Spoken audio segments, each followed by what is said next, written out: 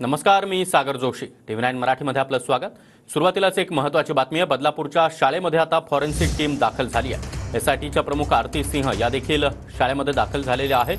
सकाळपासूनच क्राईम ब्रांचकडून शाळेमध्ये चौकशी सुरू आहे. काल देखील शिक्षक त्याचबरोबर शिक्षकेतर कर्मचाऱ्यांची चौकशी शाळेमध्ये करण्यात आलेली होती आणि आता फॉरेन्सिक टीम देखील शाळेमध्ये दाखल झालेली आहे. एसआयटीच्या प्रमुख आरती सिंह या देखील आता शाळेमध्ये पोहोचलेले आहेत. संपूर्ण प्रकरणाची कसून तपासणी या सर्व टीमकडून आता केली जाते. बदलापूरच्या याच शाळेमध्ये 2 चिमुकलींवर शाळेमध्येच एका सफाई कर्मचाऱ्यानं लैंगिक अत्याचार केलेले होते. त्यावरून संपूर्ण बदलापूर शहर त्याचबरोबर राज्यभरामध्ये त्याचे तीव्र पडसाद पाहायला मिळाले आणि आता सरकारकडून देखील याची कसून चौकशी सुरू करण्यात आली आहे.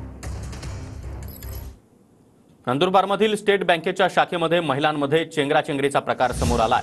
लाडकी बहीण योजनेच्या केवायसीसाठी बँकेमध्ये महिलांची प्रचंड गर्दी झाली होती आणि गर्दीमुळे बँकेत चेंगराचेंगरीची घटना घडली आहे. बँकेमध्ये आलेल्या 2 महिलांना भोवळ आल्याची माहिती देखील आता समोर येते.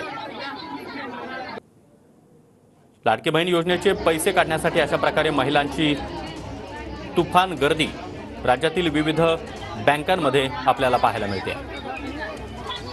राज्य सरकारने महिलांसाठी मुख्यमंत्री माझी लाडकी बहीण ही योजना सुरू केली आणि या योजनेचे पैसे आता येण्यास सुरुवात जरी झाली असते तरी मात्र महिलांना जो होणार जो त्रास आहे तो अधिक आहे. यासोबतच केवायसी नसल्यामुळं अनेक महिलांच्या खात्यावरती पैसे आलेले नसल्यामुळं अनेक महिला आता केवायसी करण्यासाठी आणि पैसे काढण्यासाठी मोठ्या प्रमाणावरती गर्दी जी आहे ती बँकेत करू लागलेली असे आपण पाहू शकतो की ही जी बँक आहे या भारतीय स्टेट बँक आणि या बँकेमध्ये प्रचंड अशी गर्दी जी आहे ती महिलांची झालेली आहे. बाजाराचे दिवस असल्यामुळं मोठ्या प्रमाणावरती महिला ज्या आहेत त्या बँकेत येत असतात आणि जे पैसे आहेत किंवा केवायसी आहे या दोघी गोष्टी काढण्यासाठी जी गर्दी आहे ती मोठ्या प्रमाणावरती होताना दिसून येत आहे. धडगाव ग्राम जी बँक आहे या बँकेमध्ये प्रचंड अशी गर्दी आणि अनेक बँकेमध्ये चिंगराचिंगरी सारखा देखील प्रकार जो आहे तो होताना दिसून येत आहे.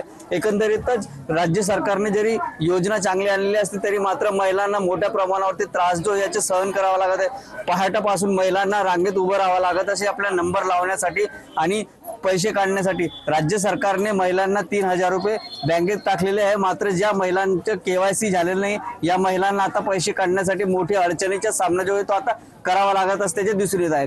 जितेंद्र बैसाने TV9 मराठी, धडगाव.